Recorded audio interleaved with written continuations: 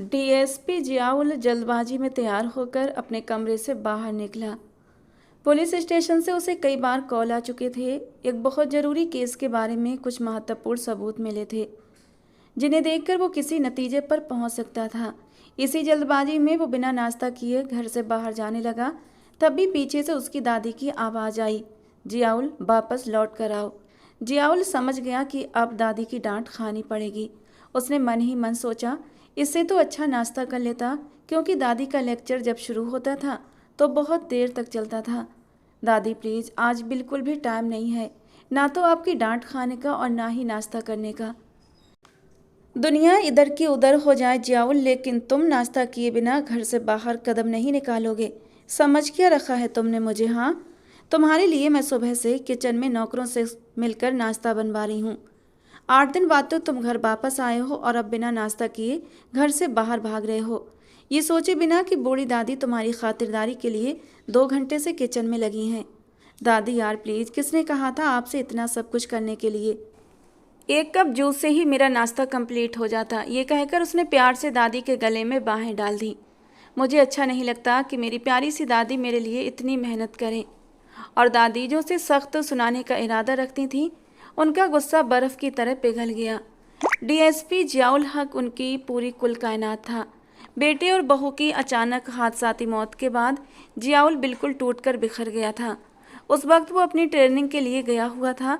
माँ बाप की मौत से उसका मन इस कदर उचाट हुआ कि वो सब कुछ छोड़ छाड़ कर कमरे में बंद हो गया था। महीनों तक वो कमरे से बाहर नहीं निकला। ऐसे में दादी के आंसू ही थे जिन्होंने जियाउल को फिर से ज़िंदगी की तरफ लौटने के लिए मजबूर किया। और दादी भी अब बस जियाउल को देखते देखते जीती थी। चुपचाप बैठकर नाश्ता करो, उसके बाद कहीं जाना।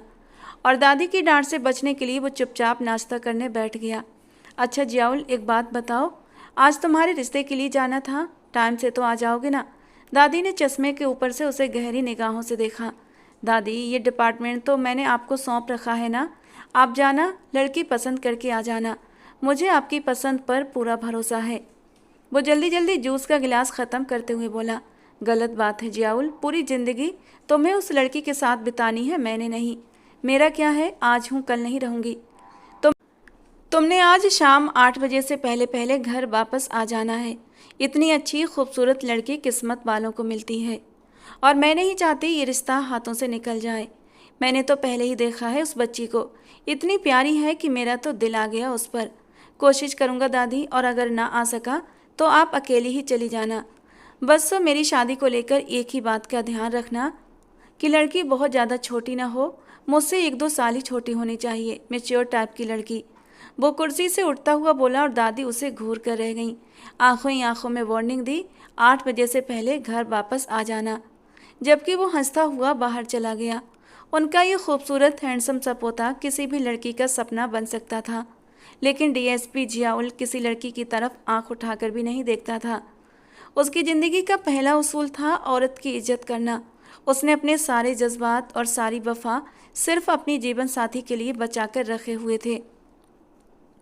और आज दादी को जो लड़की पसंद आई थी वो बिल्कुल जियाउल की पसंद से मैच खाती थी। पढ़ी लिखी, संस्कारी और मैच्योर भी। उम्र 25 साल थी, यानी जियाउल से सिर्फ 2 साल छोटी। लेकिन किस्मत को क्या मंजूर था ये तो ना दादी जानती थी और ना ही जियाउल। रात को 8 बजे से पहले ही दादी के हुक्म पर वो घर पहुंच गया। दादी के साथ लड़की देखने भी गया था, लेकिन लड़की से उसकी मुलाकात ना हो सकी। उन लोगों ने माफ़ी मांगते हुए कहा कि उसकी तबीयत ठीक नहीं है। दादी ने उसे फ़ोटो दिखाई थी जिसमें 2 लड़कियां एक दूसरे के गले में बाहें डाले खड़ी थीं। जियाउल ने एक नज़र तस्वीर को देखा और फिर दादी से कह दिया, अब आगे के मामले आप खुद ही हैंडल कर लेना। अगर लड़की आपको पसंद है तो ये रिश्ता तय कर दें। भाभी, इतना अच्छा रिश्ता हाथ से निकल गया तो समझो बहुत बड़ा नुकसान होगा। सुरैया बेगम ने अपनी जेठानी आमना बेगम से कहा। आमना बेगम तो सर पकड़े बैठी थी, क्योंकि नूरी ने शादी करने से साफ इनकार कर दिया था। वो आमना बेगम की सहेली सलमा बेगम के बेटे समीर से मोहब्बत करती थी। हालांकि बुराई तो समीर में भी नहीं थी, लेकिन अब जबकि डीएसपी जियाउल का रिश्ता आया था तो वो इस रिश्ते से इनकार नहीं करना चाहती थी। भाभी, आप ऐसा करें, आप हमारी शबनम का रिश्ता डीएसपी से कर दें, बहुत खुश रहेगी हमारी शबनम। सुरैया बेगम ने प्यार से शब्बू का नाम लिया। वैसे भी नूरी से ज़्यादा उन्हें शब्बू से लगाव था और आमना बेगम की आंखें चमक उठीं। सही कह रही हो सुरैया, मैं आज ही लड़के वालों को फ़ोन करके खबर दे देती हूँ। अगर वो राजी हैं तो ये बात बड़ी ही खुशी की बात होगी। और जब उन्होंने दादी जी को फ़ोन करके माफ़ी मांगते हुए अपनी परेशानी उनके सामने रखी तो दादी जी एक गहरी सांस लेकर रह गई थीं। उन्हें तो दोनों ही बच्चियां बहुत पसंद थीं और फिर जियाउल बड़ी मुश्किल से शादी के लिए राजी हुआ था। अगर ये रिश्ता नहीं होता तो पता नहीं था कि शादी की तरफ से उसका दिल हट जाता। दादी ने खुशी खुशी आमना बेगम की छोटी बेटी शब्बू का रिश्ता कबूल कर लिया। आमना बेगम तो खुशी के मारे फूली नहीं समा रही थीं, लेकिन सबसे मुश्किल काम तो अब उस तूफान को राजी करना था जिसका नाम शबनम उर्फ शब्बू था। मैं ये शादी नहीं करूंगी अम्मी, सुन लीजिए आप लोग, शब्बू ने चिल्लाते हुए कहा। अपनी आवाज़ नीचे कर लो लड़की, तुम्हारे दादाजी ने सुन लिया तो खूब हंगामा होगा। आमना बेगम ने उसे चुप रहने का इशारा किया। ऐसे कैसे नीचे कर लूँ? रिश्ता तो नूरी का आया और आपने मुझे पेश कर दिया। माना कि बड़ी ईद से पहले छोटी ईद आती है, लेकिन इसका ये मतलब तो नहीं कि बड़ी बहन के लिए आया रिश्ता छोटी को दे दो। मुझे हरगिज भी शादी नहीं करनी। अम्मी, आप लोग साफ कह दें कि हमारे यहाँ ये रिवाज नहीं है। वो हाथ नचा नचा कर अपना गुस्सा जाहिर कर रही थी। तू मुझसे जूता खाएगी तभी सुकून से बैठेगी। तेरी जबान बहुत कैंची की तरह चलने लगी है। आमना बेगम ने उसे गुस्से से धमकाया। हाँ तो क्या मैं बोझ हूँ जो इतनी सी छोटी उम्र में मुझ पर जुल्म करने लगी? छोटी पूरे 19 साल की हो गई हो। आमना बेगम ने उसे गुस्से से घूरा। और जबान 50 साल की औरतों की तरह चलती है। पास बैठे कासिम ने भी अपनी राय देना जरूरी समझा। अपनी चोंच बंद रखो कड़वे करेले। वो भी लड़ने झगड़ने को तैयार होकर कासिम के सामने तनकर खड़ी हुई। वैसे अम्मी, वो आपके डीएसपी दामाद की उम्र क्या है? कासिम ने चिप्स मुंह में डालते हुए ऊंची आवाज में पूछा। 27 साल का है शायद। क्यों? वो सादगी से बता गई थी। क्या 27 साल का? शब्बू का मुंह तो खुला का खुला रह गया था। वो उंगलियों पर जल्दी जल्दी हिसाब किताब करने लगी। अम्मी, पूरे 8 साल बड़ा है वो मुझसे। मुझे तो अंकल टाइप लगेगा। मम्मी कसम से अब तो मैंने इतने बड़े अंकल से शादी हरगिज भी नहीं करनी। इस बार वो बेबसी से मिन्नतें कर रही थी। शब्बू, मुंह पर थप्पड़ पड़ेंगे अब तुझे। मियाँ बीबी की उम्र में फ़र्क कौन देखता है? और फिर 8 साल का फ़र्क इतना ज़्यादा नहीं होता। होता है अम्मी, बहुत फ़र्क होता है। पूरे 8 साल, जानती हैं ना आप, बहुत होते हैं। और मैं ये फ़र्क देखती हूँ। अपनी तरफ उंगली करते हुए उसने अपनी बात पर जोर दिया। आमना बेगम अफसोस से अपना सर पीट कर रह गईं। मम्मी प्लीज़ मना कर दें, मुझे नहीं करनी। नूरी बड़ी है, पहले नूरी की कर दें। शब्बों ने फिर से विनती की। तुम्हारी और नूरी की एक साथ ही शादी होगी। एक साथ? 2 लड़कियों की शादी एक साथ कैसे हो सकती है? अजीब डीएसपी है, क्या एक साथ 2 लड़कियों को ब्याह कर ले जाएगा? तौबा तौबा अम्मी, अब तो मैं हरगिज भी उससे शादी नहीं करूँगी। जबकि अब आमना बेगम ने उसकी पीठ पर एक जोरदार धपाटा रखा था। अम्मी, मार क्यों रही हैं? आपने ही तो कहा था कि हम दोनों बहनों की शादी एक साथ होगी। तो भला एक साथ कैसे हो सकती है? फिर तो शादी के लिए 2 लड़के चाहिए होते हैं। हाँ तो बेवकूफ़ है ना 2 लड़के, एक तुम्हारे साथ जियाउल और नूरी के साथ समीर। आमना बेगम ने उसके सर पर बम फोड़ा। व्हाट? समीर भाई? वो कहाँ से आ गए बीच में? वो तो शुरू से ही हैं बहन, बीच में तो तुम्हारे होने वाले शौहर जी आए हैं। कासिम ने फिर से बीच में हिस्सा लिया। कासिम, ये कम है दिमाग का दही करने के लिए जो तुम भी शुरू हो गए। इस बार आमना बेगम ने कासिम को अच्छी खासी डांट लगाई। अम्मी, आप प्लीज़ मेरी बात सुन ले। अगर आपने मेरे साथ ज़बरदस्ती करने की कोशिश की तो याद रखना, मैं एंड टाइम पर निकाह से इनकार कर दूंगी। शब्बू ने अपनी तरफ से बहुत बड़ी धमकी दी थी। और तभी आमना बेगम से थोड़ा दूर भी हटकर खड़ी हो गई, क्योंकि उसे पता था कि एक धमूका तो कमर पर पड़ चुका है और दूसरा भी जल्दी ही पड़ने वाला है। लेकिन वो भूल गई थी कि आमना बेगम के पैरों में चप्पल भी होती हैं। एक फ्लाइंग चप्पल आई और उसके सर पर लगी। हाय अम्मी, मैं मर गई। ये क्या किया? मार डाला मुझे। वो दर्द से कराह उठी। उस दिन करना इनकार, इसी तरह चप्पलों से तुम्हारी अच्छे से तबीयत साफ करूंगी। वो उसे दांत पीस कर गुस्से से बोली थी। अम्मी, बहुत जालिम हैं आप। देखना, आप पर कत्ल का मुकदमा चलेगा। एक कमसिन मासूम लड़की को मारने के जुर्म में फांसी ना भी हुई तो उम्र कैद तो जरूर होगी। उसके इतने महान विचार सुनकर आमना बेगम के तो दिमाग में आग लग गई थी। लेकिन वहाँ मौजूद चाची सुरैया की हंसी कंट्रोल न हो सकी। कोई भी आमना बेगम से इस टोन में बात नहीं करता था, लेकिन शब्बू को कोई रोक नहीं सकता था। वो शुरू होती तो फिर कोई उसे रोक ही नहीं पाता था। वो मुंह बनाकर अंदर बैठी अब अपने पापा का इंतजार कर रही थी कि तभी नूरी जल्दबाजी में उसके पास आकर बैठी। शब्बू, मेरी प्यारी बहन, प्लीज़ शादी से इनकार मत करो ना। क्यों, आपको क्या प्रॉब्लम है? शब्बू ने आई ब्रो चढ़ाकर पूछा। प्लीज़ समझो ना यार। मैंने क्या समझूं, समझाओ ना। वो माथे पर बल डालते हुए बोली। मुझे मुझे ना वो समीर पसंद है। नूरी ने एकदम से शर्माकर अपना चेहरा छुपा लिया, जबकि शब्बू गहरी सांस भरते हुए नाक फुलाकर उसे देखने लगी। मतलब इशारा किया धरा तुम्हारा है। खुद तो अपने प्यार के संग खुशी खुशी विदा हो जाओ, और मुझे क्यों फंसा दिया, वो भी उस 27 साल के अंकल के साथ। शब्बू की फिर से वही रट शुरू हो गई थी। प्लीज़ यार शब्बू, मेरी बहन, शादी तो करनी है ना, तो उसी से कर लो। बहुत अच्छे हैं वो। अगर इतने ही अच्छे हैं तो खुद कर लो। मुझे क्यों बलि का बकरा बना रही हो? बकरा नहीं, बकरी। कासिम फिर से आया और उसकी बात को सही किया। शब्बू ने उसे घूर कर देखा। प्लीज़ यार बहन, मान जाओ। देखो नूरी, मेरी इन पुलिस वालों से नहीं बनती। इंतहाई रिश्वतखोर होते हैं। पेट की तोंद तो ऐसे बाहर निकली होती है जैसे पता नहीं कितने कैदियों को खाकर आए हों। उसकी बात पर नूरी का मुंह खुला का खुला रह गया। वो ऐसे नहीं हैं, तुमने उन्हें देखा नहीं है ना? वो तो बहुत हैंडसम है शब्बू। मेरी हैंडसम लोगों से भी नहीं बनती। अब हैंडसम लोगों को साथ लेकर चलूं तो लोग उनकी तारीफ़ें करते हैं, हमें तो कोई पूछेगा भी नहीं। नूरी आपी, आप एड़ी चोटी का जोल लगा लो, ये नहीं सुनने वाली। कासिम ने अफसोस से सर झटका, जबकि नूरी गहरी सांस भरकर रह गई। बेटा, तुम्हें कोई एतराज़ तो नहीं? दादी जान ने जियाउल से पूछा। किस बात पर एतराज़ दादी? यही कि उन्होंने बड़ी की बजाय छोटी का रिश्ता देने को कहा। वो थोड़ा उदासी से बोली। तो इसमें इतना उदास होने वाली क्या बात है? मेरे लिए तो आप जिसे भी पसंद करेंगी, मेरे लिए वो बेहतर से बेहतरीन होगा। जियाउल ने मोहब्बत से कहा। पर बेटा, तुमने कहा था ना कि एज में ज़्यादा छोटी ना हो, तो ये लड़की तुमसे लगभग 8 साल छोटी होगी। दादी जान ने अपनी परेशानी की असल वजह बताई। जियाउल भी एक पल को चुप हो गया।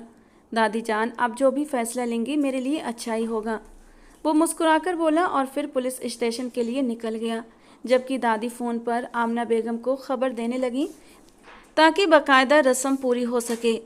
आमना बेगम ने तो फौरन घर भर में सबका मुंह मीठा करवा दिया था, जबकि दूर बैठी शब्बू बुरी तरह दांत किचकिचा रही थी। बुरे बुरे मुंह बनाने लगी। दांत पीसते हुए अपनी माँ को देखकर बोली, जरूर उन्हें निकाह थिएटर लगाना है। शब्बू होंठों ही होंठों में बड़बड़ाई थी। कितनी खुशकिस्मत हूँ मैं, मेरी दोनों बेटियां एक साथ अपने घर की हो जाएंगी। 1 मिनट, ये क्या कह रही हैं आप? अभी तो सिर्फ निकाह का बोल रही थी। शब्बू को एकदम से होश आया। हाँ, अब हमारा इरादा बदल गया है। मैं नूरी को रुखसत करूं या न करूं, तुम्हें ज़रूर रुखसत कर दूंगी। वो उसे इस अंदाज में बोलें कि एक पल को सब तरफ सन्नाटा छा गया। शब्बू ने हैरत से अपनी माँ को देखा और फिर हंसते हुए सर ना में हिलाया। आपने हर मोड़ पर साबित किया है कि आप मेरी सगी माँ नहीं हैं। शब्बू का दिल बुरी तरह दुखा था। आमना बेगम उसका चेहरा देखकर लाजवाब हो गई। बहुत शौक है ना आपको मुझे इस घर से निकालने का? तो पहले ही साफ साफ कह देती। इतना ड्रामा रचाने की क्या ज़रूरत थी? वो एकदम से कड़वे शब्दों में बोली। शब्बू। शहरोज साहब के अचानक आने से शब्बू चौंकी, लेकिन आमना बेगम अभी भी उसकी बात में अटकी हुई थी। तुम्हारा निकाह और रुखसती मेरे कहने पर हो रही है, समझी तुम? अब जाओ अंदर। वो शहरोज साहब का गुस्सा तो हमेशा से ही मशहूर था, इसीलिए सभी उनके गुस्से से डरते थे। शब्बू को आज बहुत दुख हुआ। अपने कमरे में आते ही उसने दरवाज़ा लॉक कर दिया और आंसू लिए बिस्तर की तरफ बढ़ी। दराज से अपनी माँ की तस्वीर निकालकर अपने सीने से लगा लिया। मिस यू मम्मा। नुसरत बेगम शहरोज साहब की दूसरी बीवी थी। पहली बीवी आमना से उनके 2 बच्चे थे, कासिम और नूरी। नुसरत उनके दूर की रिश्तेदार थीं और फिर अपने बाप के कहने पर शहरोज साहब ने उन्हें सहारा देने के लिए शादी कर ली। उनके भी 2 बच्चे हुए, शबनम और अमजद। अमजद की पैदाइश पर नुसरत बेगम की हालत ख़राब हो गई थी और इस कदर हालत ख़राब हुई कि वो ये दुनिया छोड़कर चल बसी। अमजद को आमना बेगम ने माँ बनकर पाला, तो वहीं उन्होंने शब्बू को भी कभी माँ की कमी महसूस नहीं होने दी। उस वक्त शब्बू 4 साल की होने वाली थी, जबकि अब वो 19 साल की भी हो चुकी थी। आपको उसे डांटना नहीं चाहिए था शहरोज, आमना बेगम ने धीमे से कहा। वो आपके साथ बदतमीजी कर रही थी। आप अगर बोलती तो मुझे कुछ कहने की ज़रूरत न पड़ती। वो भी अफसोस से बोले। आप उससे सख्ती से पेश ना आए, कुछ ही दिन की मेहमान हैं। बोलने दे जो बोलना चाहती है, कहे लेने दिया करें अपने दिल की बात। वो शहरोज को समझा रही थी, बेटी जात है, सबके सामने यूँ जबान दराजी नहीं करनी चाहिए उसे। खैर अगले हफ्ते शादी की तारीख रखी है। नूरी और शब्बू को एक साथ रुखसत करने का इरादा है। अल्लाह अच्छा वक्त लाए।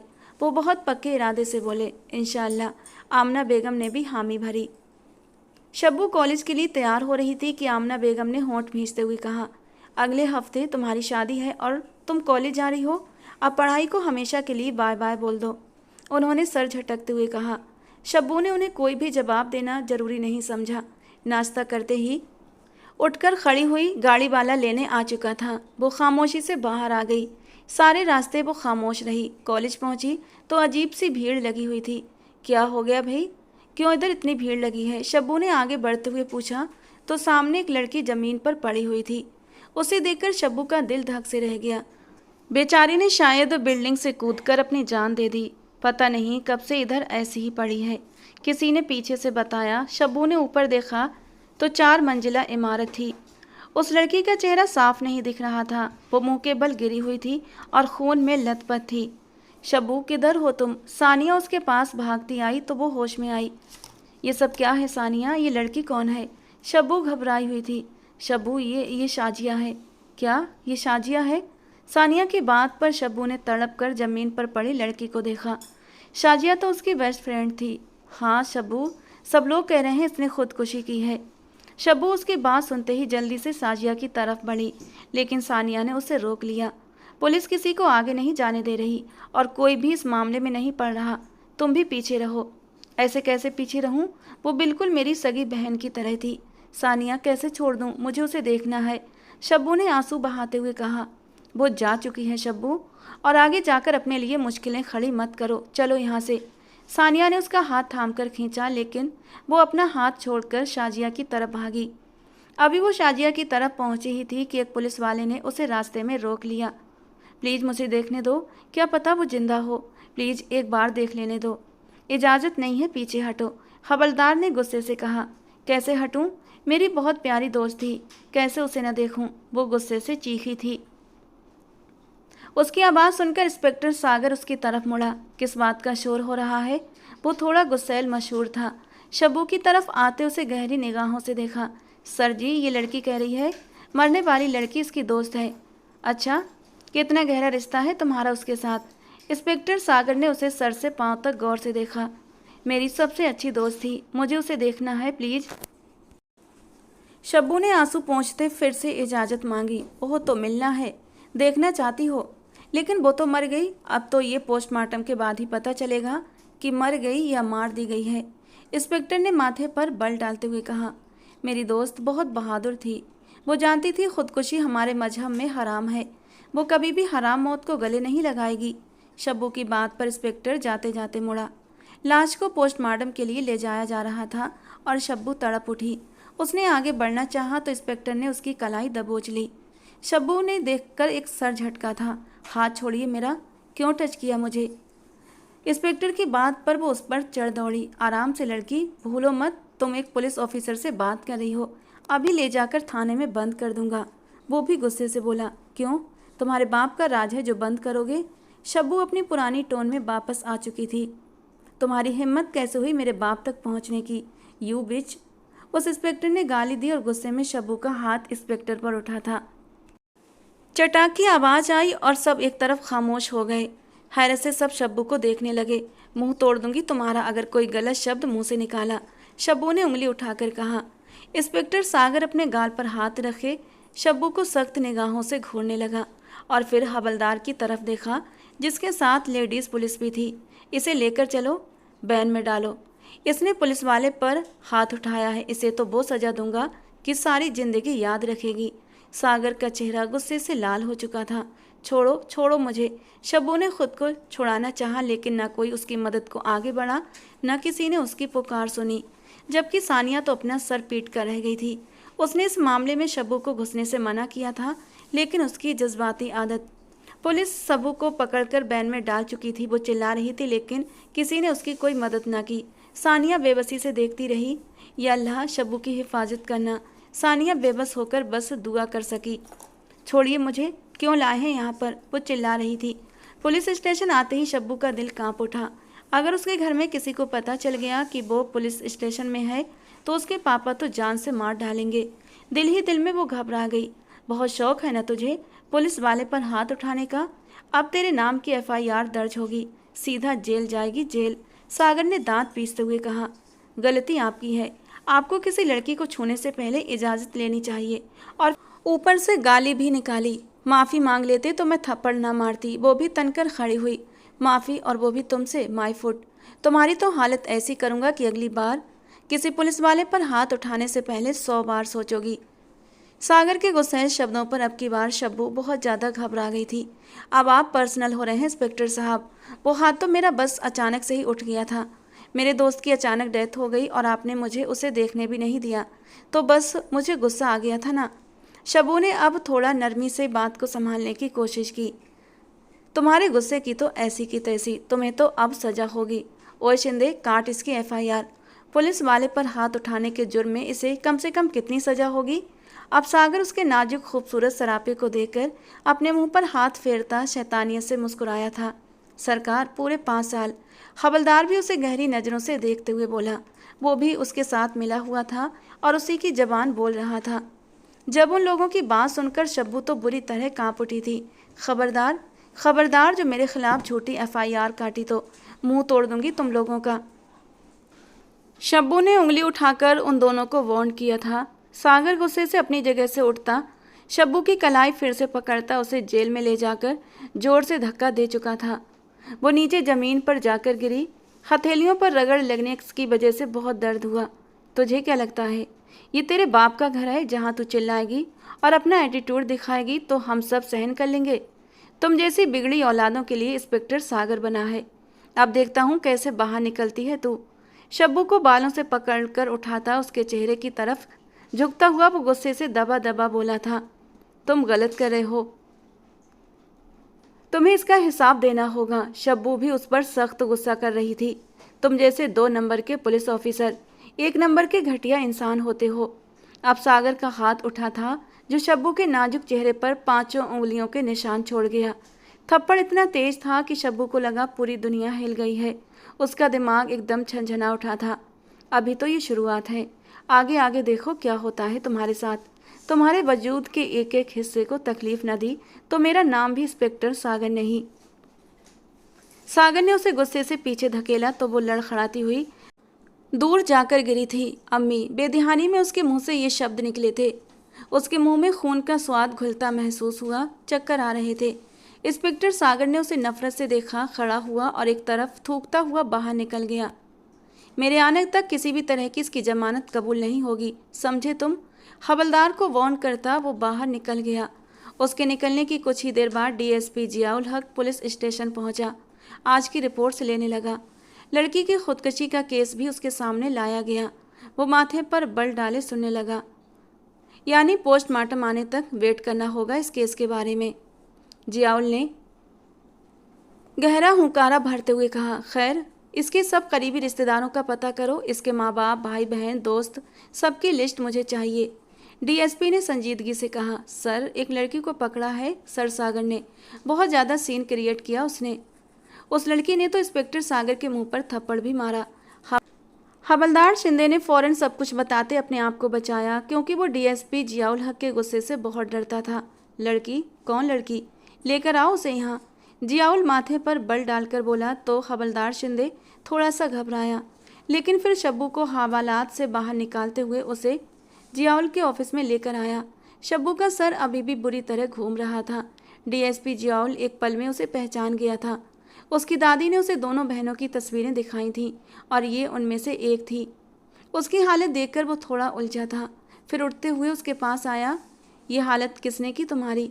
उसके चेहरे पर उंगलियों के निशान साफ थे।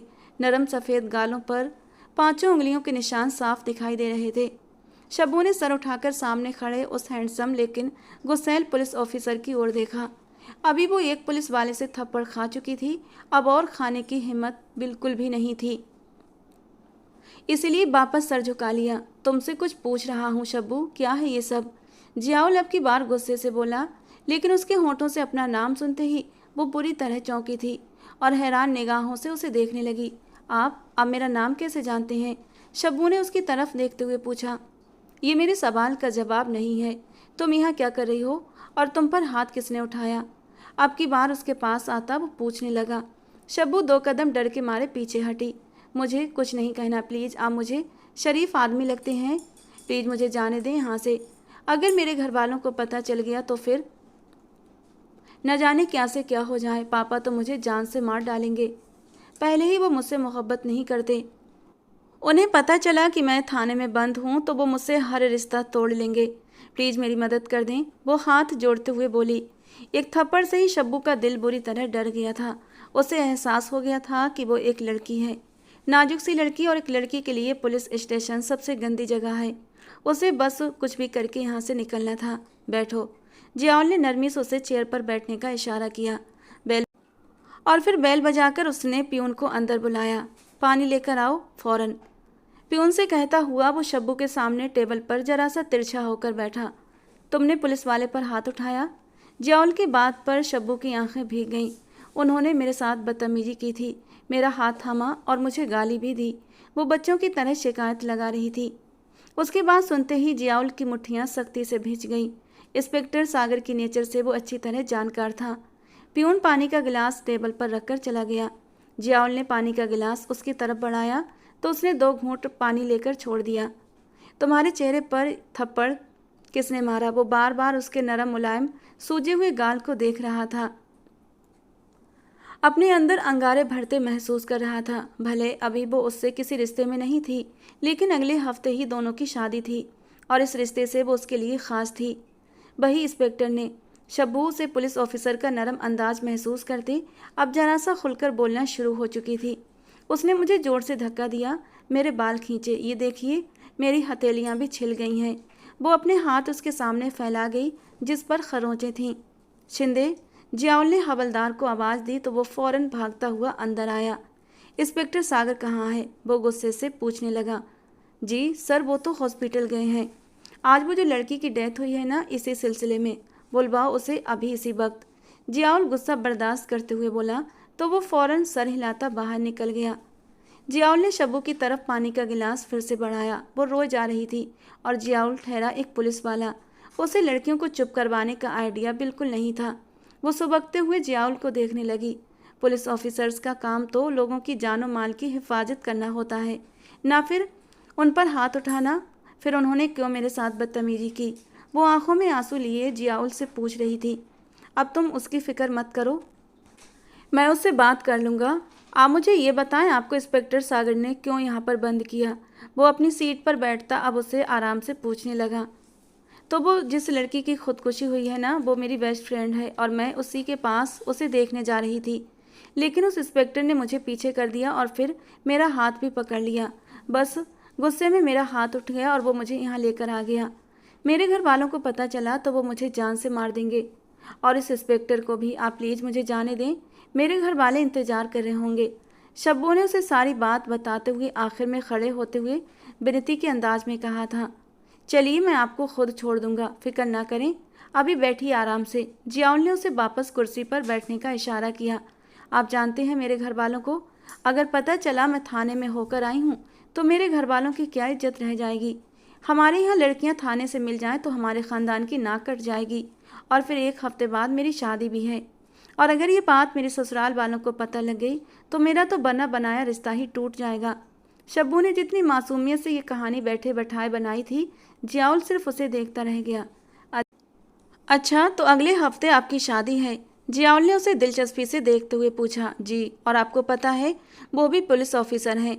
अगर उनको पता चला मैं यहाँ पर हूँ तो आप सबकी छुट्टी हो जाएगी, क्योंकि वो बहुत बड़े वाले ऑफिसर हैं। साथ ही जल्दी से कहते हुए शब्बू ने पैंतरा बदला। उसको अपने होने वाले शौहर की धमकी भी दे दी। जियाउल के चेहरे पर एक मुस्कान सज गई। अभी तो आप कह रही थीं कि उन्हें पता चला तो आपका रिश्ता टूट सकता है, और अब आप कह रही हैं कि अगर आपके हस्बैंड को पता चला, जो कि पुलिस ऑफिसर हैं और वो भी बहुत बड़े वाले, तो वो हम सबकी छुट्टी कर देगा। ये कैसी 2 तरह की बातें हैं? जियाउल ठोड़ी के नीचे हाथ रखकर उसे गहरी निगाहों से देखते हुए पूछ रहा था। ये लड़की धीरे धीरे उसको अपनी तरफ आकर्षित करती हुई महसूस हुई। हाँ तो होते हैं ना ससुराल में भी कान भरने वाले। आप प्लीज़ मुझे जाने दें, मेरी आपसे हाथ जोड़कर विनती है। शब्बू ने फिर से रिक्वेस्ट की। चलो ठीक है, मैं आपको छोड़ देता हूँ। आप मुझे अपने होने वाले शौहर का नाम तो बताएं, ताकि हमें भी तो पता चले कि आप सच कह रही हैं या झूठ। कोई नाम तो होगा ना, 1 मिनट मुझे याद तो करने दें। क्या बताया था अम्मी ने? शब्बू ने दिमाग पर जोर डालते हुए सोचा। आपको अपने होने वाले शौहर का नाम तक नहीं पता? नहीं नहीं, पता था, मैं बस भूल गई हूँ, शब्बू ने मुंह बनाते हुए कहा। अच्छा चलो ठीक है, मेरे साथ चलो, मैं आपके घर छोड़ देता हूँ आपको। वो अपनी जगह से उठा था कि उसी वक्त उसके मोबाइल पर कॉल आने लगी। वो एक्सक्यूज़ करता ऑफिस से बाहर निकल गया, जबकि शब्बू फिर से वापस उसी चेयर पर बैठ गई। या अल्लाह, मैं किधर आकर फंस गई हूँ। अगर पापा को या फिर अम्मी को पता लगा, और अगर दादाजी को तो पता लगा, तो मेरी जान ही निकाल लेनी है उन लोगों ने। हमारे ख़ानदान की मैं पहली लड़की होंगी जो पुलिस स्टेशन की सैर करके निकलूंगी। हाय मेरी किस्मत। अल्लाह जी प्लीज़ मुझे यहाँ से निकालिए। अपने मुंह को हाथ लगाते हुए शब्बू बुरी तरह तड़प उठी। मुंह तोड़कर रख दिया उस बदतमीज ने मेरा। अपनी दोस्त शाजिया को याद करते वो फिर से रो पड़ी, जो न जाने कैसे मर गई थी। पर अब वो इस मामले में नहीं पड़ने वाली थी, क्योंकि उसे पुलिस स्टेशन के चक्कर नहीं लगाने थे। अपने मुंह को दबाते हुए वो सर झुका गई। मेरे हाथ लगे ना तो मुंह तोड़ दूंगी मैं उसका भी। अब खुद से ही शब्बू बड़बड़ाते हुए बातें कर रही थी और फिर चेयर के साथ पीछे की ओर टिक गई। कुछ ही वक्त गुजरा कि इंस्पेक्टर सागर अंदर दाखिल हुआ। तुम यहाँ क्या कर रही हो? शब्बू एकदम घबराकर उठकर खड़ी हुई। तुमसे कुछ पूछ रहा हूँ। वो गुस्से से आगे बढ़ा कि तभी दरवाज़ा खोलकर जियाउल अंदर दाखिल हुआ। इंस्पेक्टर सागर, आप किस तरह किसी लड़की को बिना किसी वजह के पकड़कर जेल में बंद कर सकते हैं? मुझे बताइए जरा। जियाउल बिना किसी रहम के बोलता आगे बढ़ा था। इंस्पेक्टर सागर अलर्ट होकर खड़ा हुआ। कुछ पूछा है मैंने, वो बताइए। सर, इसने मुझ पर हाथ उठाया था। इंस्पेक्टर सागर ने अब सीरियस होते हुए कहा। अच्छा, इसने हाथ क्यों उठाया? ऐसा क्या कर दिया आपने कि इसने हाथ उठाने की नौबत आई थी? वो एकदम कड़क शब्दों में बोला कि इंस्पेक्टर सागर चौंक गया। सर, मैं वहाँ इन्वेस्टिगेशन कर रहा था और ये लड़की बीच में आकर मुझ पर हाथ उठाने लगी। इंस्पेक्टर सागर, पहले आप मुझे बताइए, आपने इस लड़की पर हाथ क्यों उठाया? जियाउल उसके सामने आता ठंडे शब्दों में घूर रहा था। इंस्पेक्टर सागर एकदम से घबराया। हाथ उठाया था या नहीं? जियाउल ने दोबारा पूछा। सर, पहले इसने। वो फिर कुछ बोलने लगा। तुमने हाथ उठाया या नहीं? अब जियाउल की आवाज़ इतनी ऊंची थी कि शब्बू भी डर के मारे सहम चुकी थी। यस कहकर उसने नज़र झुकाकर कहा था, जबकि डीएसपी जियाउल का हाथ उठा और इंस्पेक्टर सागर अपनी जगह से पूरी तरह हिल गया। थप्पड़ इतना तेज था कि सागर के मुंह से खून निकलने लगा। सागर ने हैरान नज़रों से डीएसपी जियाउल को देखा, जिसकी आंखों में गुस्से के मारे लाली उतर आई थी। आइंदा किसी भी लड़की पर हाथ उठाने से पहले इस थप्पड़ को याद कर लेना, क्योंकि मेरी नज़र में वो मर्द नहीं जो औरत पर हाथ उठाता है। डीएसपी जियाउल के सख्त शब्दों पर इंस्पेक्टर सागर ने होंठ भींचते हुए उसे देखा। ये पहली और आखिरी वार्निंग है, इसके बाद सीधा सस्पेंड करूंगा। अब जाओ यहाँ से। इतनी बेइज्जती पर इंस्पेक्टर सागर का खून खौल उठा था, लेकिन वो डीएसपी जियाउल के आगे कुछ बोल न सका। सागर के जाने के बाद जियाउल शब्बू की तरफ बढ़ा तो वो फिर से सहम कर 2 कदम पीछे हटी। डोंट वरी, आइए मेरे साथ, मैं आपको आपके घर तक छोड़ दूँ। नहीं, पापा डांटेंगे, अम्मी भी गुस्सा करेंगी। वो बिना पलक झपकते तेजी से बोली। आपको अकेले भेजने का रिस्क नहीं ले सकता और मेरा दिल ये गवारा नहीं करेगा कि आपको किसी और के साथ भेजूं। और मेरा यकीन करें, आपके घर वाले बिल्कुल भी नाराज़ नहीं होंगे। मेरी गारंटी है, मैं सब कुछ हैंडल कर लूँगा। Trust me. डीएसपी जियाउल ने पहली बार किसी लड़की से इस कदर लंबी बात की थी, और जिस अंदाज में बात की थी, शब्बू को उसके साथ जाते ही बनी। गाड़ी में वो सारा रास्ता खामोश रही। डीएसपी जियाउल ने एक नज़र उस पर डाली। दादी तो बता रही थी बहुत बातूनी है ये लड़की, लेकिन इसके मुंह में तो जबान ही नहीं। जियाउल उसे देखते हुए हल्के से मुस्कुरा दिया, और उसकी मुस्कुराहट को शब्बू ने फौरन देख लिया। आप हंस क्यों रहे हैं? इधर मेरी जान निकली हुई है और आप हंस रहे हैं? क्या सोच रहे हैं आप? शब्बू ने बुरा सा मुंह बनाकर पूछा। आप बेकार में ही टेंशन ले रही हैं। आपके घर वालों को मैं संभाल लूँगा, आप बस अपने ससुराल वालों की टेंशन लें, जहाँ बहुत कान भरे जाते हैं। जियाउल ने अपनी मुस्कुराहट रोकते हुए कहा। आप मुझे टोंट मार रहे हैं? वो उसे देखते हुए बुरा मान गई। बिल्कुल नहीं, घर आ गया है, नीचे उतरिए। वो खुद भी नीचे उतरते शब्बू से बोला तो वो हैरत से कभी घर को तो कभी उसे देख रही थी। उसे कैसे पता चला कि मैं यहाँ रहती हूँ? देखो पुलिस ऑफिसर, तुम अब जाओ यहाँ से। अगर किसी ने तुम्हें इस तरह यूनिफॉर्म में यहाँ देख लिया तो मुझसे 100 सवाल करेंगे और फिर मेरी शादी। कुछ नहीं होगा आपकी शादी को, बस अपना चेहरा ढक लें क्योंकि निशान साफ नजर आ रहा है। जियाउल के कहने पर उसने अपने गाल पर हाथ रखते ही फौरन अपना गाल छुपाया। डोंट वरी, आइए अंदर चलते हैं। वो उसकी बात काटता दरवाजे की बेल पर हाथ रख गया। बस अब तो गए काम से। मुझे पहले ही अंदाज़ा लगा लेना चाहिए था। ये इंसान मुझे ट्रैप करके यहाँ तक लाया है ताकि मेरी शिकायतें कर सके। शब्बू ने परेशानी से माथा मसला। दरवाज़ा खुल चुका था। अरे जियाउल भाई, आप अंदर चलिए। कासिम उनसे हाथ मिलाकर अंदर आने की दावत देने लगा, जबकि शब्बू का तो मारे हैरत के मुंह और आंखें खुली की खुली रह गईं। चलिए अंदर चलिए। जियाउल शब्बू को भी आईब्रो के इशारे से अंदर चलने के लिए कह रहा था। अरे शब्बू, आप भी इनके साथ आई हैं? क्या शॉकिंग सरप्राइज़ है यार। अंदर आओ, आप ही अपना ही घर समझो। क्या हुआ अगर आप एक ही हफ्ते की मेहमान हैं? 1 हफ्ते के बाद चली जाएंगी। आखिर ज़िंदगी के पूरे 19 साल आपने यहीं गुजारे हैं। हमारी छाती पर मूंग दलते हुए कासिम ने उसका मजाक उड़ाया।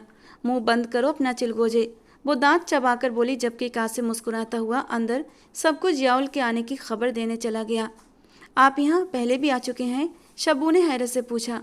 हाँ, सिर्फ एक बार, जियाउल सुकून से कहता उसके करीब आता उसे मुस्कुराती नज़रों से देखने लगा, जबकि शब्बू की नज़रों में अभी भी शक था। अरे जियाउल बेटा, आप आए हैं। आमना बेगम ने जियाउल के सर पर हाथ फेरा। अब तो शब्बू को लगा वो बेहोश हो जाएगी। अरे शब्बू, तुम भी आ गई, अच्छा हुआ बेटा। जल्दी से खाने पीने का बंदोबस्त करो, वो खुशी से बोली।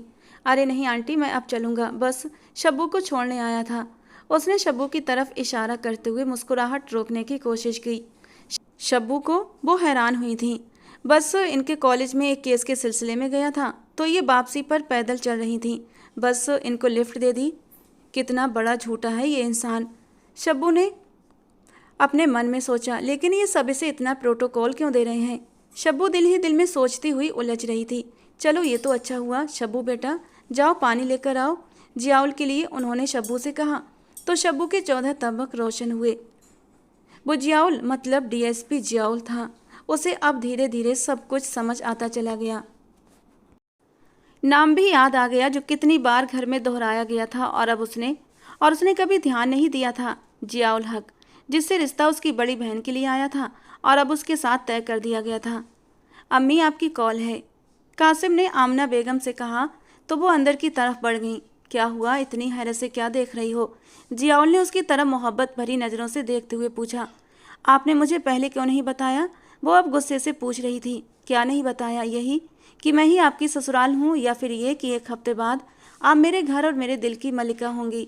जियाउल के शरारती शब्दों पर शब्बू के कानों की लौ लाल पड़ गई।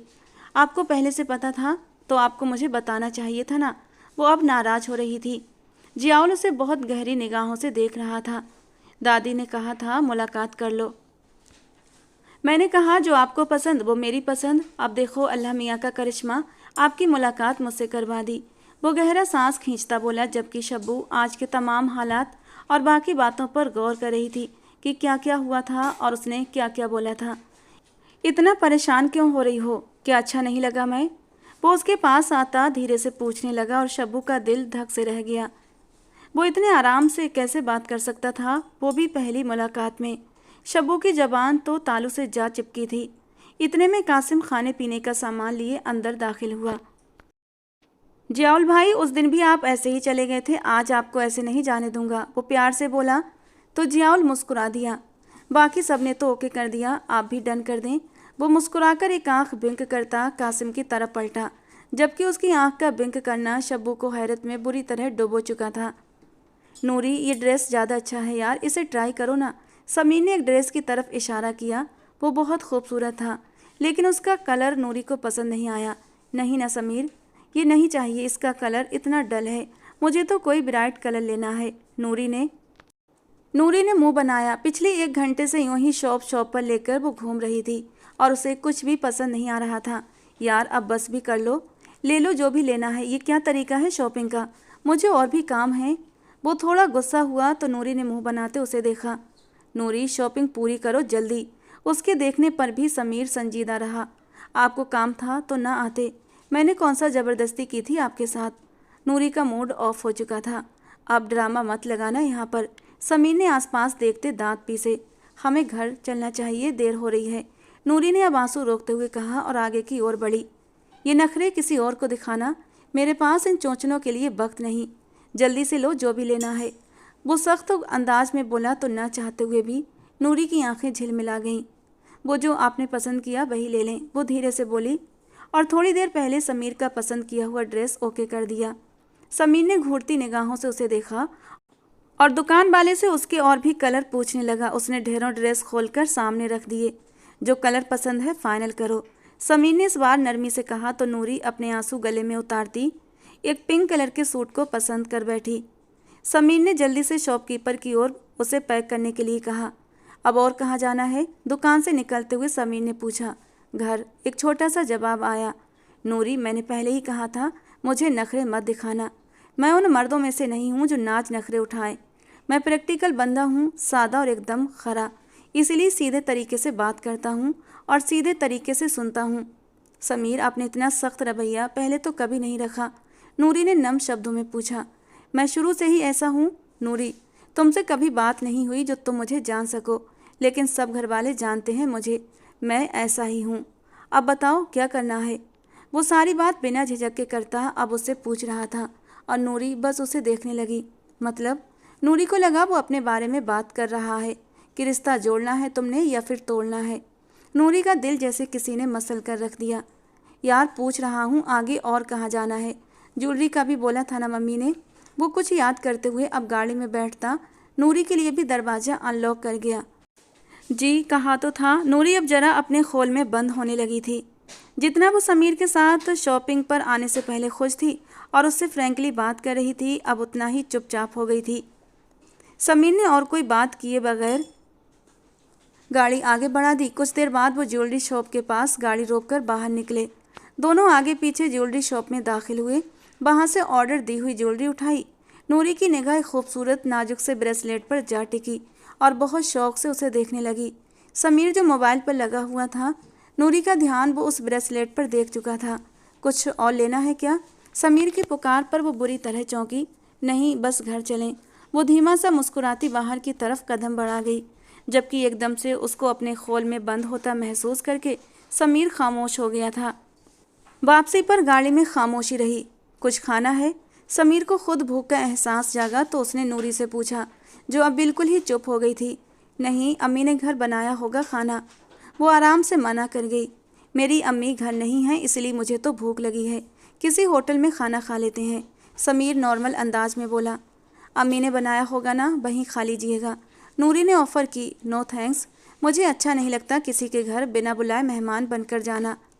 वो एक होटल की पार्किंग में गाड़ी रोकते उसे उतरने का बोलकर खुद भी नीचे उतरा और फिर होटल के अंदर दाखिल हो गया। बहुत बड़ा होटल था। एक पल को तो नूरी भी देखती रह गई। मेन्यू कार्ड पर देखते नूरी को समझ न आया वो क्या ऑर्डर करे। वो तो समीर को पसंद करती थी और उसने अपनी अम्मी से समीर के लिए पसंद जाहिर की थी।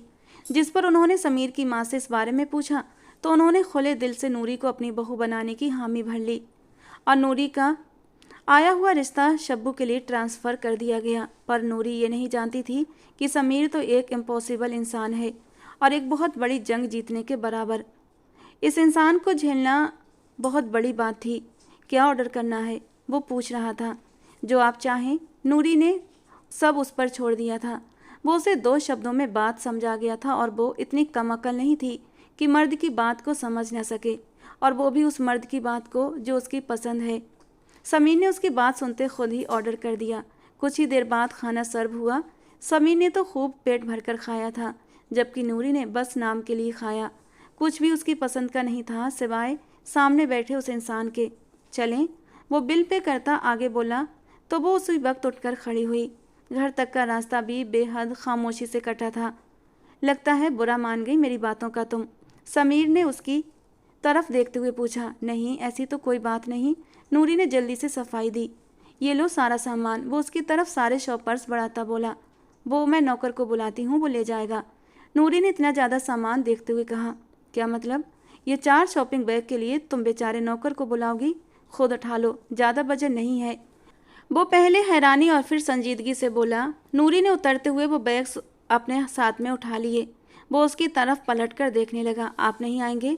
समीर को वो बहुत मासूम लगी इस तरह पूछते हुए, जो उसकी सारी बातें चुपचाप मानती चली जा रही थी। लेकिन क्यों, वो ये जानना चाहता था। नहीं, अब एक ही बार आऊँगा। इतना कहने के साथ ही वो गाड़ी आगे बढ़ा ले गया, जबकि नूरी गहरा सांस भरते अंदर गेट की तरफ बढ़ गई। उसका सारा लाया सामान घर के लोग देखने लगे। ये सूट तो काफ़ी प्यारा है, लेकिन पिंक कलर तो तुम्हें पसंद नहीं, फिर ये क्यों ले लिया? उसकी चाची ने हैरानी से पूछा। वो समीर को पसंद है ना, इसलिए, नूरी ने बात बनाई। अच्छा, तो उसकी पसंद से शॉपिंग की है। चलो फिर तो बहुत अच्छा है। पहले ही एक दूसरे को समझ जाओ, आगे चलकर आसानी होगी। चाची, आप ये सब सामान देखकर समेट लेना, क्योंकि मेरा सर दर्द हो रहा है और मैं सोने के लिए जा रही हूँ। वो वहीं से उठकर सीढ़ियाँ चढ़ने लगी, जबकि सीढ़ियाँ उतरती शब्बू बुरी तरह चौंकी थी। इसे क्या हुआ? इसका मूड इतना ख़राब क्यों है? लगता है वही एहसास हो गया इसे कि हर चमकती चीज़ सोना नहीं होती। सीढ़ियाँ चढ़ती नूरी ये शब्द आराम से सुन चुकी थी और उसका तंज भी समझ गई थी, लेकिन फिर भी खामोशी से ऊपर चली गई। चाची ने अपना सर झटका। अल्लाह अल्लाह करके शादी का दिन भी आ गया। निकाह के बाद सभी ने दुआ के लिए हाथ ऊंचे किए। नूरी की आंखों से आंसू बह निकले। वो जानती थी समीर जैसे इंसान के साथ जिंदगी थोड़ी मुश्किल से गुजरेगी, लेकिन अपनी मोहब्बत की वजह से वो ये सब कुछ बर्दाश्त करने के लिए राजी थी। अपने जिद्दी दिल के हाथों मजबूर होकर वो समीर की ज़िंदगी में शामिल हो गई। तो वहीं दूसरी तरफ शब्बू विदाई के वक्त एक आंसू भी ना गिरा सकी। बिल्कुल सपाट अंदाज में बैठी रही, जैसे सब एक ड्रामे की तरह चल रहा हो। बेटा, तुम नाराज़ हो? आखिरकार शहरोज साहब ने उसका अंदाज नोट कर लिया। ये हक आपने कब दिया? वो बिना उनकी तरफ देखते हुए बोली। बेटा, अगर मेरी किसी बात से तुम्हें तकलीफ पहुंची है तो मैं तुमसे माफ़ी मांगने को तैयार हूँ, लेकिन इस तरह से नाराज़ होकर रुखसत मत हो, वरना मेरे दिल पर सारी ज़िंदगी एक बोझ रहेगा। वो नम शब्दों में शब्बू से कह रहे थे, जबकि शब्बू अभी भी उनकी तरफ नहीं देख रही थी। उसका दिल जैसे पत्थर हो गया था। शब्बू, मेरी बच्ची, मेरी तरफ देखो। वो रोते हुए उसका चेहरा अपनी ओर करने लगे। पापा, आपने जो करना था कर लिया। अब पता नहीं ये बागी दिल कब राजी होगा भी या नहीं, नहीं जानती। वो इस बार नॉर्मल अंदाज में बेबसी से बोली। शहरोज साहब जैसे चुप से हो गए। रुखसती की रस्में होते ही आमना बेगम और शहरोज सब एक दूसरे के पास बैठे दुखी हो रहे थे। बेटियों को एक साथ विदा करने के बाद वो दोनों उनकी यादों में खोए हुए थे। अल्लाह का शुक्र अदा करो शहरोज, कितने अच्छे से हो गया सब कुछ कि दोनों बेटियों के फ़र्ज से एक बार में ही फ्री हो गए। अब कासिम के लिए भी लड़की ढूंढो और उसके फ़र्ज से भी फ्री करो। दादाजी ने शहरोज साहब के चेहरे की ओर देखते हुए कहा। जी इंशाअल्लाह। शहरोज जी ने सर हाँ में हिलाया। और ये अमजद के लिए क्या सोचा? मैं तो कहती हूँ उसे बोर्डिंग में डाल दें। 10वीं के पेपर देने के बाद वैसे भी बच्चे जल्दी बिगड़ते हैं, ज़िंदगी सवर जाएगी उसकी। आमना बेगम ने अपना मशवरा दिया। मेरा ख्याल है बहू, ये सोच तुम्हें कासिम की दफ़ा आनी चाहिए थी। दादाजी ने संजीदगी से कहा तो शहरोज साहब चौंक उठे, जबकि आमना बेगम का मुंह खुला का खुला रह गया था और वो होंठ भींच कर रह गई। पापा, आमना अमजद के भले के लिए बोल रही है। मुझे अच्छे से पता है किसका किस में भला है, और अमजद के लिए मैंने सोच लिया है। मैं उसे अमरॉड भेजूंगा हाई स्टडीज़ के लिए। वो मजबूत अंदाज में बोले। माफ़ कीजिएगा पापा जी, ये सोच आपको कासिम की दफ़ा याद नहीं आई? अब की बार आमना बेगम भी जवाब देने से बाज नहीं आई थीं। उन्हें लाजवाब करते हुए वो उठकर खड़ी हुई। हाँ, नहीं आई, क्योंकि उसकी सगी माँ जिंदा है। दादाजी की बात पर आमना बेगम के कदमों में जंजीर पड़ गई।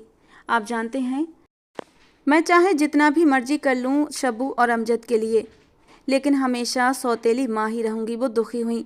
सगा सौतेला कुछ नहीं होता बहू, बस इंसान के रवैये ये बता देते हैं कि कौन आपकी कितनी परवाह करता है। इसी घर में रहता हूँ मैं और सब कुछ अच्छे से जानता हूँ।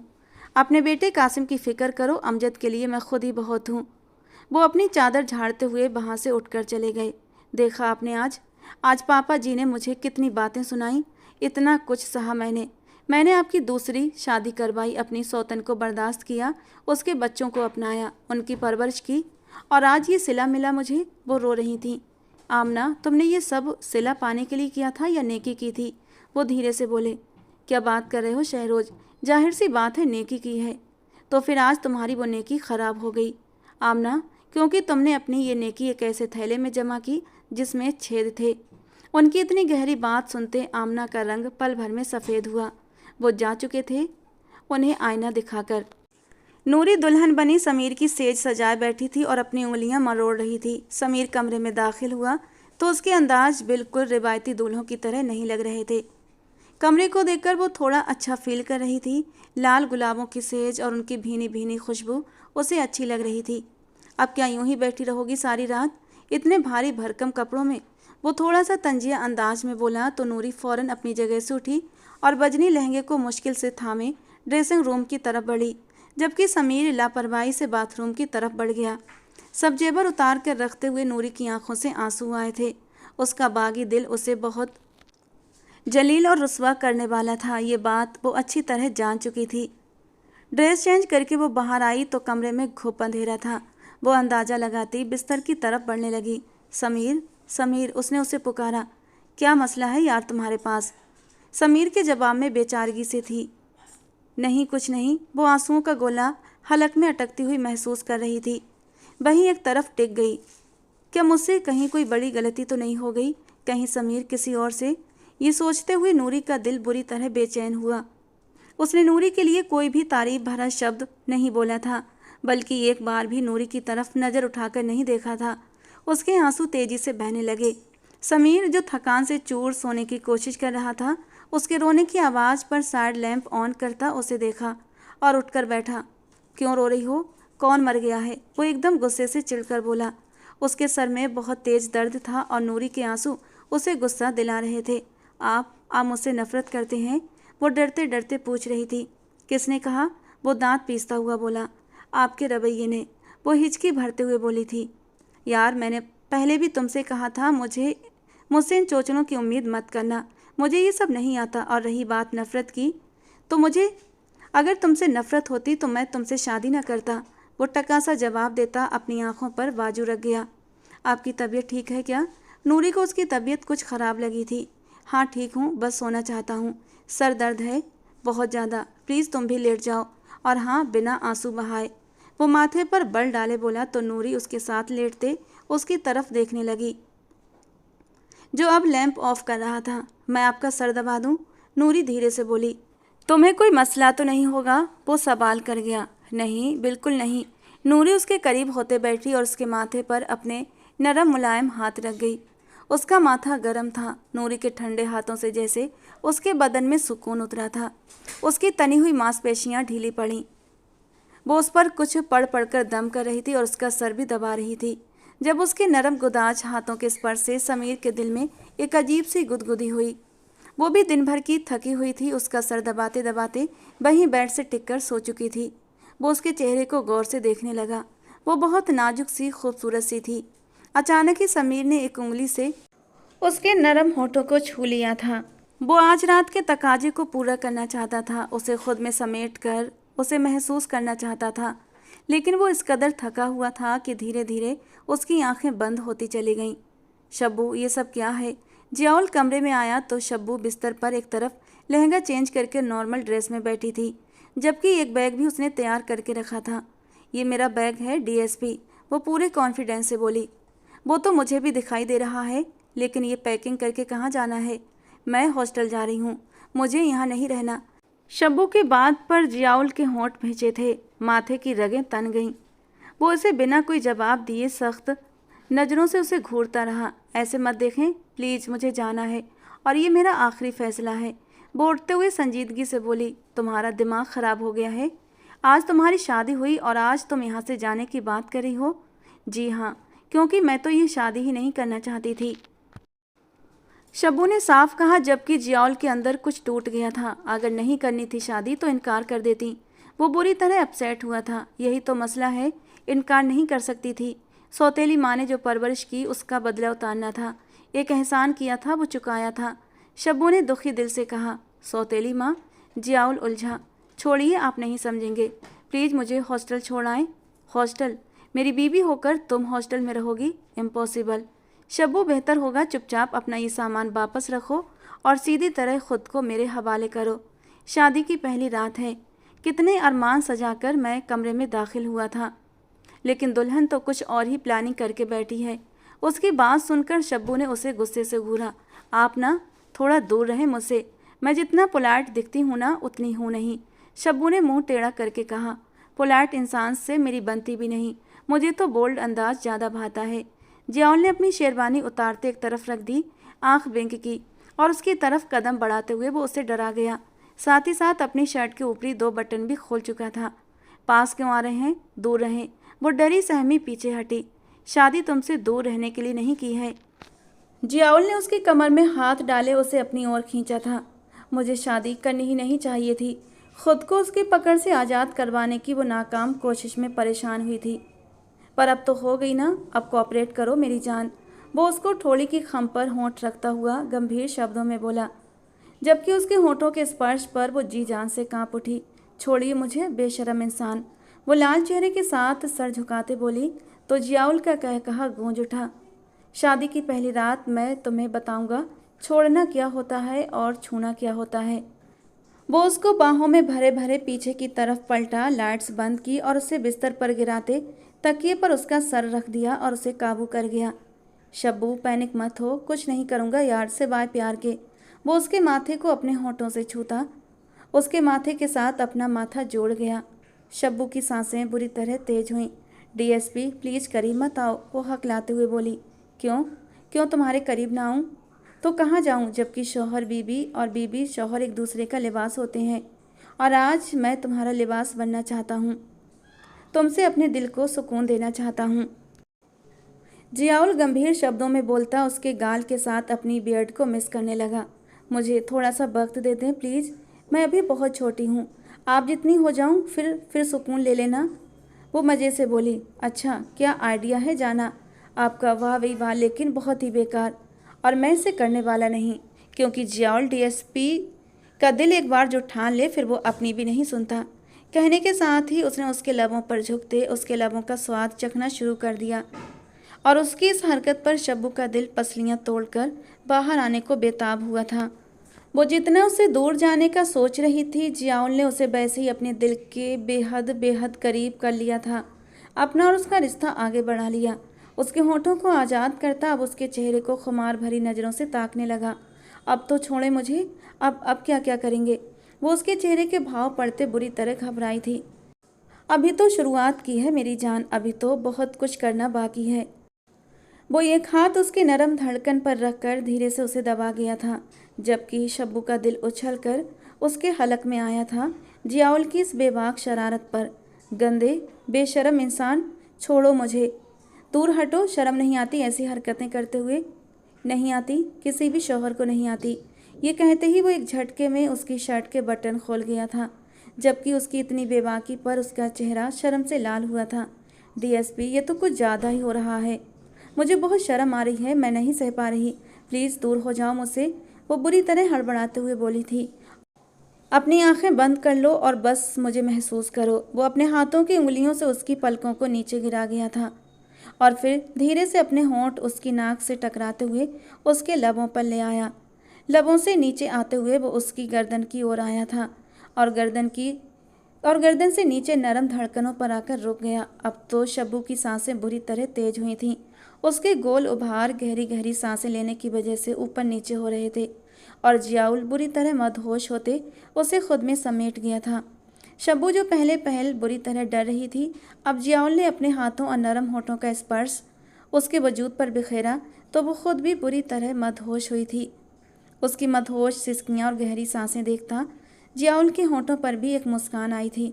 अब कहो क्या कहना है, दूर हो जाऊं या फिर खुद में और भी ज़्यादा भींच लूं? नहीं, दूर नहीं जाना। वो उसके सीने से लिपटी हुई धीरे से सरगोशी करते बोली थी। दूर नहीं जाना मतलब? वो अब उसकी हालत का मजा ले रहा था। मतलब मुझे आपके पास रहना है। क्यों, हॉस्टल नहीं जाना? वो शरारत से उसके कान की लौ काटते हुए बोला। नहीं नहीं, हॉस्टल नहीं जाना, यहीं रहना है आपके पास और यहीं से आगे की पढ़ाई करनी है। उसका दिल अब नए अंदाज से भरने लगा था, एक अजीब सी गुदगुदी होने लगी थी। उसका मन अब जियाउल से दूर जाने का बिल्कुल भी नहीं कर रहा था। वो उसके चौड़े सीने से लिपटी हुई अपनी गर्म सांसों से जियाउल को बुरी तरह मदहोश कर चुकी थी। वो उसे तकिए पर पलटता हुआ उसके उसके वजूद से अलग कर गया था, जबकि शर्म से शब्बू ने अपने दोनों हाथ अपने चेहरे पर रख लिए थे। और फिर जियाउल की अगली हरकत से शब्बू की आंखें बड़ी हुई थीं। आप पुलिस वाले तो बहुत ही बेशर्म होते हैं। जबकि वो उसके होठों को अपनी पकड़ में लेते उसकी आवाज़ बंद कर गया और एक झटके से उसकी नाजुकी में उतर गया। एक हल्की सी सिसकी थी जो उसके होठों पर दम तोड़ गई। उसने कसकर जियाउल की कमर में अपनी बाहें डाली थीं और इस मीठे से दर्द को सहन किया था। जियाउल ने पूरा ख्याल रखा था कि वो अभी कम उम्र है, नरम नाजुक है, लेकिन शादी की पहली रात थी, वो खुद पर कंट्रोल नहीं कर पाया और फिर रिश्ते की शुरुआत कर ही गया था। और फिर धीरे धीरे बहुत ही नरमी से उसे खुद में समेटता चला गया। समीर की आंख अचानक रात के 3 बजे खुली थी। नूरी को अपने पास बैठा देख उसके चेहरे पर एक हल्की सी मुस्कान आई थी। धीरे से दराज से नाजुक सा ब्रेसलेट निकाल कर उसके हाथ पर पहना दिया। फिर उसका सर तकिए पर रखा और उसे गौर से देखने लगा। वो सोई सोई सी समीर के दिल के तार छेड़ने लगी। आगे बढ़कर अपने होंठ उसके माथे पर रख दिए और इस स्पर्श पर नूरी नींद में ही कसमसाई थी और फिर नींद में उसे जोर से हक कर लिया। नूरी के वजूद से लगते ही समीर के वजूद में एक स्पार्क हुआ था। एक अजीब सी हलचल हुई थी। अगले ही पल उसने नूरी के नरम होठों को अपने होठों में लेते हुए उसकी सांसों को कैद कर लिया। नूरी अचानक आफत पर बुरी तरह बौखलाई, लेकिन समीर की पकड़ से खुद को बचा ना पाई। वो जिस कदर प्यार से उसके होठों पर बरस रहा था, नूरी के अंदर थोड़ा सा सुकून हुआ था और उसने अपने आप को समीर के हवाले कर दिया। हालांकि 2 आंसू उसकी आंखों से टूट कर गिरे थे। ये तो हर मर्द की ज़रूरत होती है। अपनी ज़रूरत पूरी होते ही वो फिर से उसका रवैया बदल जाएगा। लेकिन समीर जिस कदर प्यार से उसे छू रहा था, नूरी को हैरत होने लगी। उसे हैरान होते देख समीर हल्के से मुस्कुरा दिया। इस तरह हैरान होकर क्या देख रही हो? इंसान हूँ, कोई दरिंदा नहीं जो तुम्हें तकलीफ पहुँचाऊँगा। फूलों से भी ज़्यादा नाजुक हो और फूलों को कैसे हिफाजत से रखा जाता है मुझे अच्छे से आता है। वो प्यार से उसकी नरम धड़कनों पर झुकते हुए बोला था। एक हल्का सा खुशी का एहसास था जो नूरी के मन में जागा था। वो पूरी शिद्दत से समीर के साथ इन खूबसूरत पलों में डूब चुकी थी। सुबह के 5 बज चुके थे। दूर कहीं से अजान की आवाज़ें आने लगी थीं। नूरी समीर के चौड़े सीने पर सर रखे निढाल लेटी थी। अचानक उसकी नज़र अपनी कलाई पर पहने उस ब्रेसलेट पर पड़ी थी जो उसने उसी ज्वेलरी शॉप पर देखा था। बहुत ज़्यादा महंगा होने की वजह से उसने उसे सिर्फ देखकर ही छोड़ दिया था। उसमें डायमंड लगे हुए थे और वो लेने का सोच भी नहीं सकती थी। लेकिन अब वो उसी ब्रेसलेट को अपनी कलाई पर देखकर उसने चौंक कर अपना सर ऊपर उठाया था। समीर उसकी नज़रों का मतलब समझ गया था। नूरी, कभी मेरी मोहब्बत पर शक मत करना। वादा करता हूँ तुमसे, कभी तुम्हारी मोहब्बत में दगा नहीं करूँगा। लेकिन बस जब बचपन में पापा चल बसे तो वक्त की मार ने मुझे समय से पहले मैच्योर बना दिया। बहुत मेहनत की थी ये सब कुछ इकट्ठा करने में। उस वक्त तो मेरे रिश्तेदारों ने भी हमारा साथ छोड़ दिया था। तब मैंने अकेले दम पर कुछ कर दिखाने की ठानी थी। सुबह स्कूल जाता, दोपहर से रात तक काम करता था। मैंने लोगों के जूते तक साफ़ किए हैं और फिर मेरी मेहनत रंग लाई। एक छोटे से बिजनेस से आज मैं बहुत कुछ अचीव कर चुका हूँ। बस मेरे अंदर मैच्योरिटी ज़्यादा है। नाच नखरे शौक कैसे उठाए जाते हैं मुझे नहीं पता, तो बस कभी कभी गुस्सा कर दिया करूँ तो बुरा मत मानना। वो उसके माथे पर होंठ रखता हुआ बोला था। और नूरी को और क्या चाहिए था? हर किसी के प्यार करने का अंदाज अलग होता है। समीर के प्यार करने का अंदाज भी अलग था। वो अपनी कलाई में पड़े ब्रेसलेट को देखते हुए सोच रही थी, जो सिर्फ उसकी नज़रों से ही समझ गया था कि वो क्या चाहती है। उसने बड़े ही सुकून से अपना सर उसके सीने से टिका दिया था। उसे पूरा यकीन था कि आगे आने वाली ज़िंदगी उसकी खुशियों से भरी हुई थी। तो दोस्तों, आज की हमारी ये कहानी आपको कैसी लगी कमेंट बॉक्स में ज़रूर बताना। पसंद आई हो तो प्लीज़ एक लाइक करना, एक प्यारा सा कमेंट ज़रूर करना। रोज़ एक नई और रोमांटिक कहानी के लिए हमारे चैनल के साथ जुड़े रहना। मिलते हैं दोस्तों अगली किसी नई और रोमांटिक कहानी के साथ।